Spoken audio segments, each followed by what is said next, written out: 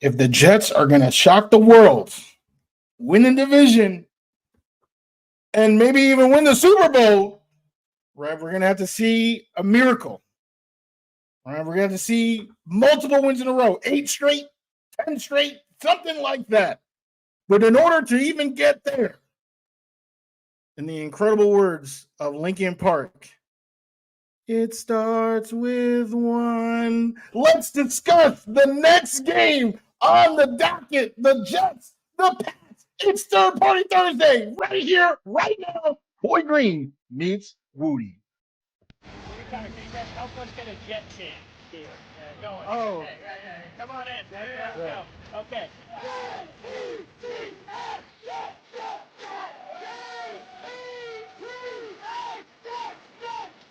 Third Party Thursday. Chris, joining us here on the program with a capital P here on the program. Wow, what an intro. I mean, Boy Green is known for having the intro, but Wudi, that was unreal, man. Thanks for the kind words. We are men of many names. My favorite Austrian Jets fan right there, baby. Boy Green. It's Wudi.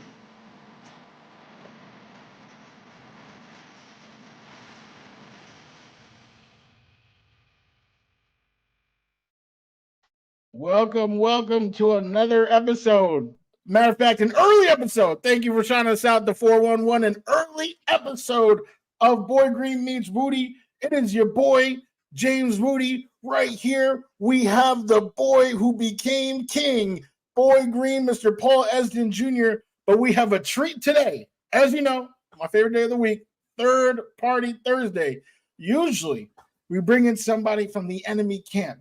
They're, so entrenched in what they do with their team. They don't really know too much about the Jets, but they're experts of their team, and we just compare notes. Oh, this is what we know about the Jets. This is what you know about your team. Today, we have somebody who's actually the AFC East analyst. And don't worry, he has years, more than 7 years covering the Patriots specifically. We're talking about USA Today. We're talking about Boston Globe. But right here, right now, he's covering the whole division for Fox Sports. Allow me to introduce Henry McKenna. Come on down. How you doing, my good sir?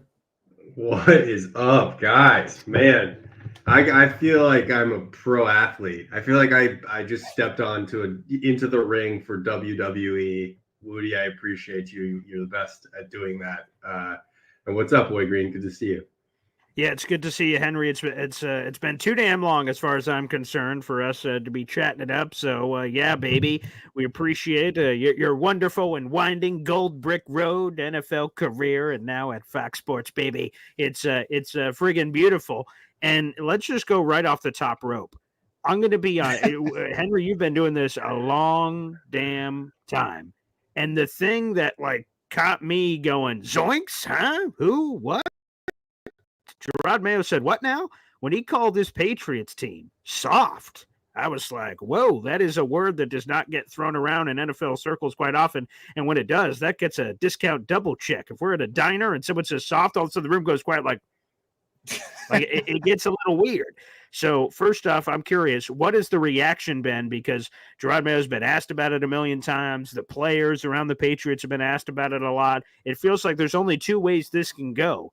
That can maybe galvanize the team, and maybe that calling out has them looking at themselves in the mirror and they rally, or it could certainly turn ugly where they don't play for their coach after being called soft. And that's like your manhood being questioned, in the middle of a football season. What's been the vibe around the New England Patriots after those viral comments from head coach Gerard Mayo? Yeah, I love it. It's been like accountability check week 8, right? Devontae Adams calling out the Jets, and similarly, Gerard Mayo calling out his defense.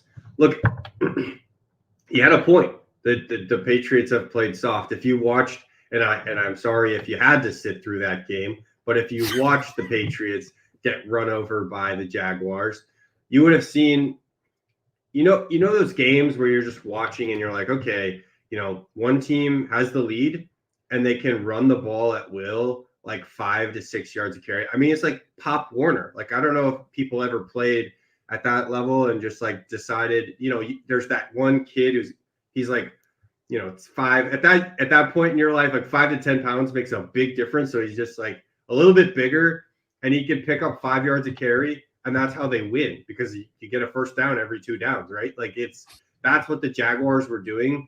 It was just like kind of men among boys kind of matchup, and the Jaguars just carrying the ball 5 yards of carry, 5 yards of carry, 5 yards of carry, and they get touchdown at the end of the drive. They give the ball back to the Pats. They wouldn't do much.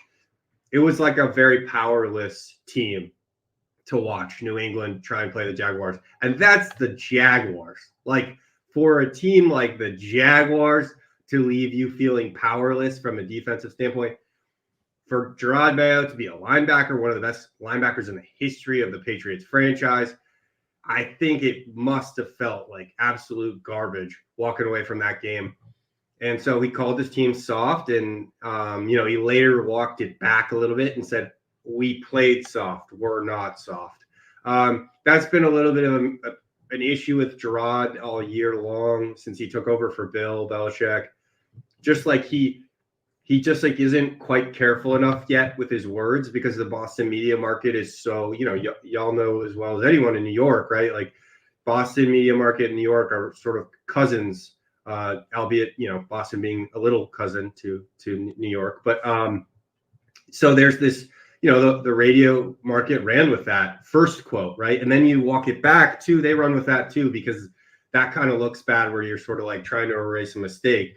It doesn't actually do it. It actually makes it worse. So ultimately, I think it was the right call. Like, if calling a team soft triggers the locker room into mutiny or discontent or whatever, then they are soft. Like, that's kind of, then he had a point all along. Like, if you can't handle being called soft, then you're soft.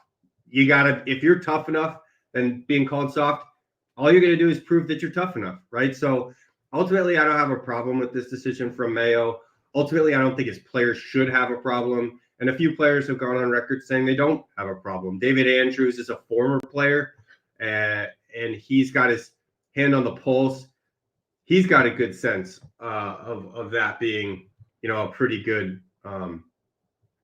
He said that it was a good move by Mayo, and that like players are going to be able to handle it. So, I think it's the right call. But like, I get. Well, actually, I don't even really get why people were so like upset about it. I was like, did y'all watch how they played on Sunday? Like, he had a point. I don't know. That's my rant. End rant. Back to you guys. No worries. We going from Mayo to May. Drake May. I live a mile away from the UNC campus, so I've seen a lot of Drake May. Huge fan. I said, oh my God, this boy is going to be special in the league. Hopefully he doesn't go to the Patriots, but of course, because the Lord above, I've done something to upset the Lord above. That's where he ended up. And now the short list of NFL QB since the merger to have 500 pass yards and 5 TDs in their first 2 starts, it is Dan Marino, Drake May. Nobody else. So what are your thoughts, seeing him and his, early start? Is this something where he's about to cook all over the Jets this Sunday? Well, I'll say this. Everybody's been sharing that meme of the Maserati and the like rundown house when they think of Drake May. And that is absolutely the most apt description of what's like. Picture tells 1,000 words. You don't need to write 1,000-word column on what's going on with Drake May. You just got to look at that picture, and that tells you everything. But will he be able to beat up this Jets secondary? Like, I'm waiting for the Jets secondary's talent and the defense as a whole to match their performance, as I'm sure you all are. Because if they keep playing like they've been playing, then yeah, Drake May can absolutely, cut him up. He's been really good. Like, even in a circumstance where, he's never really playing with the lead. Like, he's never really set up to succeed really situationally. Everything is sort of, it's not like fully against him, but it's just like he doesn't have a good receivers to throw to. His running backs have been not very good. His offensive line's the worst in the league. Like, situationally, like he shouldn't be doing what you just said, Woody, with the comps, at least statistically, to Dan Marino, but he's doing it, right? So I kind of think I know he's capable of moving the ball against these Jets team that's really underperforming. And I used to think actually these two teams were like, speaking of cousins, like they were sort of cousins, like where the offense was playing so poorly that it was setting up the defense for failure. And so from a counting stats standpoint, I was like, well, both these defenses are better than we think. It's just that they look bad because the offense is making them look bad. Like complementary football is kind of like the most boring thing to talk about, but it's always important in the context of seeing, okay, well, why is a defense underperforming? It's because their offense dumps the ball off, in the red zone for the opposing team to score every time.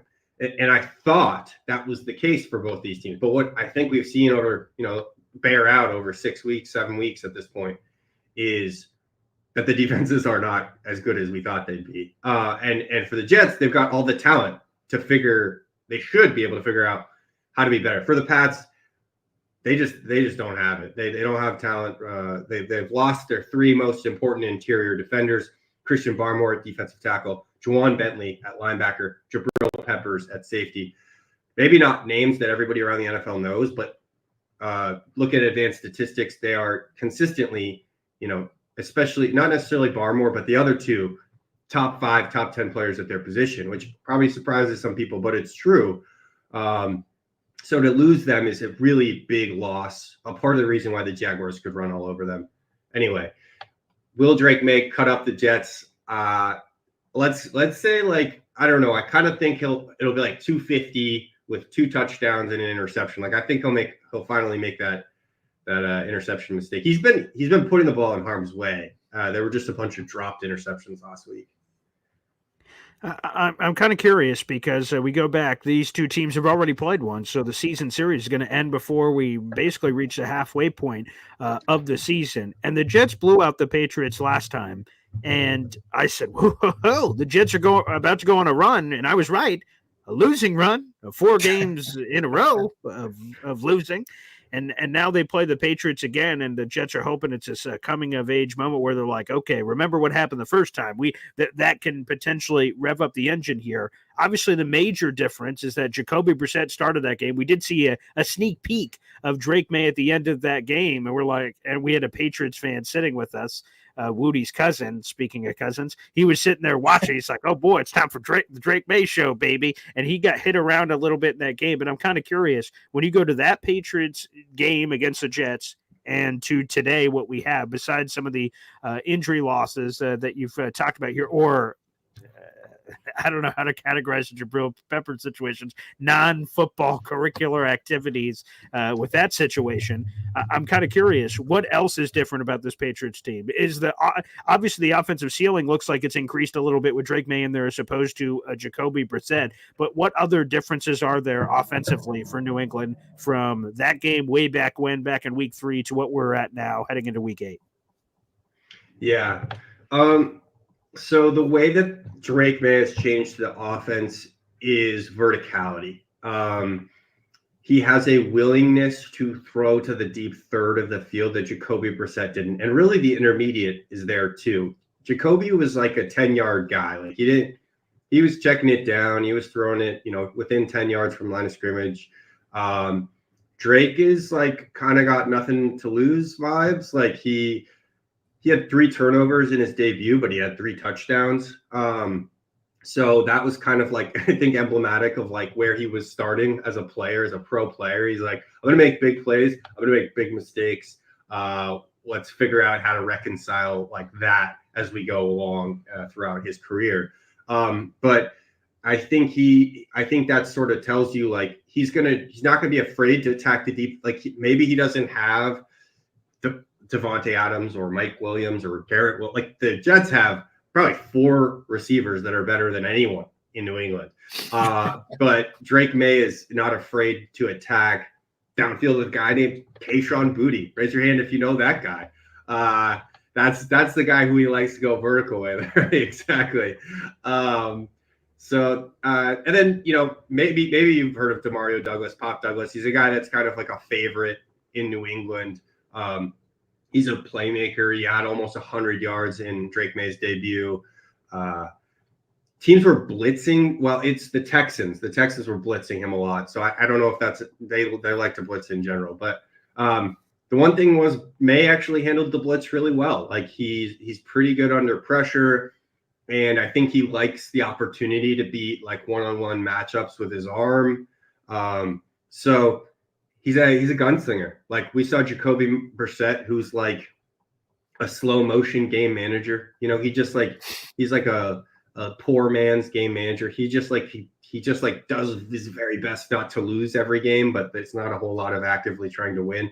Drake May is like he gets into sixth gear and that's where he's going. Like he's going as fast as he can. He's trying to make big plays. And so the tight ends are going to be his option intermediate. He's going to try and beat you with Kayshon Boutte on the perimeter. He's going to try and beat you with Demario Douglas sort of over the middle of the field. And that'll be kind of how the offense looks. A quick follow-up, a receiver you didn't mention, but like my boy Connor Rogers, who covers the draft, when the Patriots got Jalen Polk, he's like, geez, man, look at this wonderful guy they got, but it's been cough drops. I don't know what the hell has been going on with Jalen Polk. What can you explain what's going on there? Because on paper, you say all those wonderful things about the Jets receivers, and on paper, those guys look really good. On paper, a lot of people said wonderful things about the Patriots and landing Polk. But like I've just heard a lot of issues. It sounds like he's going through a concussion or some sort of an injury plus the issues. Like what's going on there? It seems like a match made in heaven. Wasn't he the second round pick? Drake May's a first round pick. Like there should be a natural connection there, you'd think. Yeah, and stylistically, Polk seemed like a good fit for Drake May's strengths. Where a receiver can really complement a quarterback. But get this: 26 targets and 10 receptions. Like he had 2 drops in the last game. He suffered a concussion. Before the 2 drops, he said he had the best hands in the NFL. It's all kind of going downhill for Jalen Polk. You don't want. I really don't like dumping on rookies because I think it's a little toxic, and like the media can be too hard on young guys, and that does not help them get better. So I will say that statistically, it is it is worse than a lot of the bad receiver situations that have happened in New England. Like Patriots fans are sort of scarred by N'Keal Harry and Aaron Dobson and Taylor Price, and gosh, it goes on forever. But Polk was supposed to be something similar to a Jacoby Myers, and he's been something similar to like an Aaron Dobson. So we've got to kind of cross our fingers for the young guy and hope that I think it's a confidence issue ultimately, and he needs to figure it out. And maybe that means this concussion, never good for anyone to suffer concussion, but maybe it gives him a chance to like step back, recalibrate, remember what makes him good, stop studying all the bad, which he probably is, but study himself in college or something and figure out what made him special, what made him go in the top 50 picks, and really focus on building off that again, because where is right now is he's not doing anything well. So I mean, we just had a fan say this, Pat's history of bad wide receiver draft picks at Tyquan Thornton. I mean, yeah. Tyquan. Gosh, I didn't even think about poor Tyquan Thornton. N'Keal Harry, my boy. N'Keal Harry, God, yeah, it just goes on and on. It's really bad. Let's go ahead. That up. All-time draft pick. Where do you go? I'm gonna look up. Go ahead, Woody. It's tough. Yeah, go ahead, Woody. While he's doing. Yeah, well, no, I just wanted to, because one major difference, right? Boy Green asked the question. What's changed since that initial matchup, week 3? Well, I'll tell you something that's changed. The Jets head coach. Jets head coach has changed. I know. Big time. And I was looking at your article, like I said, Fox Sports. I mean, this is the man, just, for you guys watching, this is the man, Fox Sports, AFC East analyst. And I saw your article about the Chiefs excelling at something that the Pats used to do during their dynasty. And I was starting slow, right? You pointed out in that article that the last 4 Super Bowl runs that the Patriots made, they were 2-2, which the New York Jets were also 2-2 this season.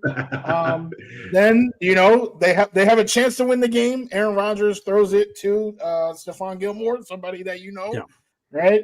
And now they're 2-3, and they fire their head coach with the 2-3 record. So I just have to know. I've been having trouble sleeping for weeks. What are your thoughts? Did you think that was the right move for that team? Because now we're talking about messaging, right? We're talking about culture, and the culture has changed. So from what you've seen since then, do you think the Jets are on a path where they somehow, some way can make this miraculous run that I talked about in the cold open? I think that it was the wrong decision to fire Saleh at this point, because what did you expect from Saleh? That he was himself. He didn't change. Like, he wasn't changing. This was exactly the coach that they should have expected to see, even if the results weren't there. But players were a little discontent. He lets his players air it out. He lets them talk about it. Like, that's always been his thing.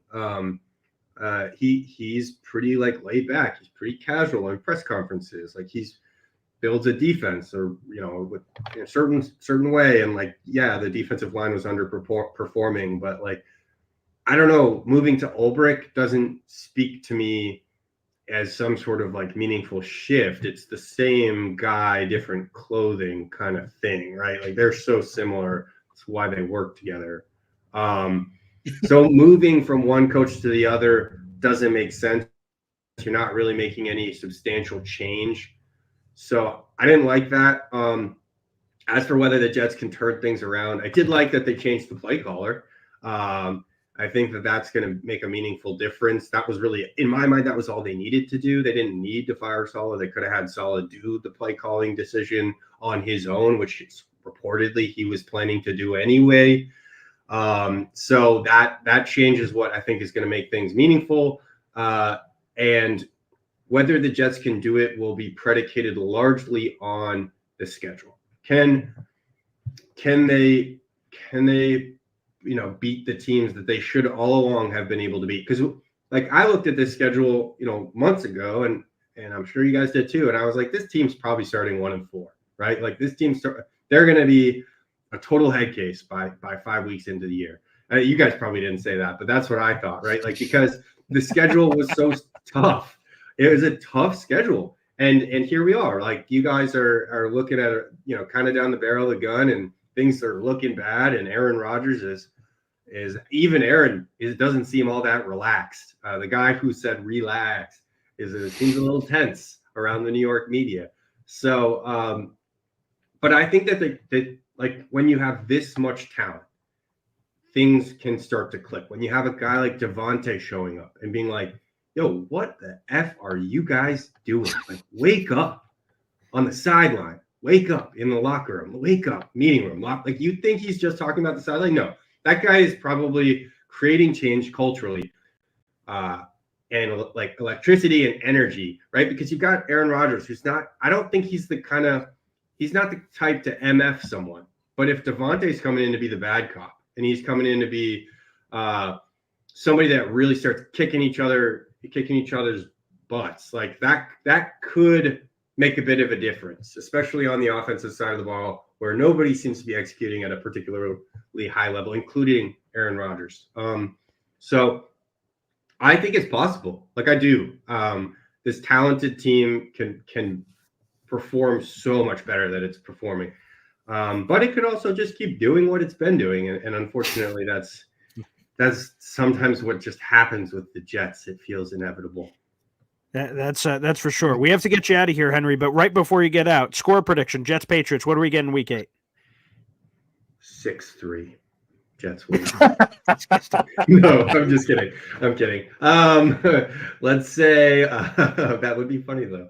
So let's say 27-16 Jets win. Okay, wow. There you go, wow, Henry. That's so nice. Yeah, that's for sure. Henry, we appreciate it. Thanks for carving out the time to join us here on the program. We'll have to do this again very soon, pal. Yeah, it's awesome. Love seeing you guys. Thanks for having me on. Appreciate you. Absolutely.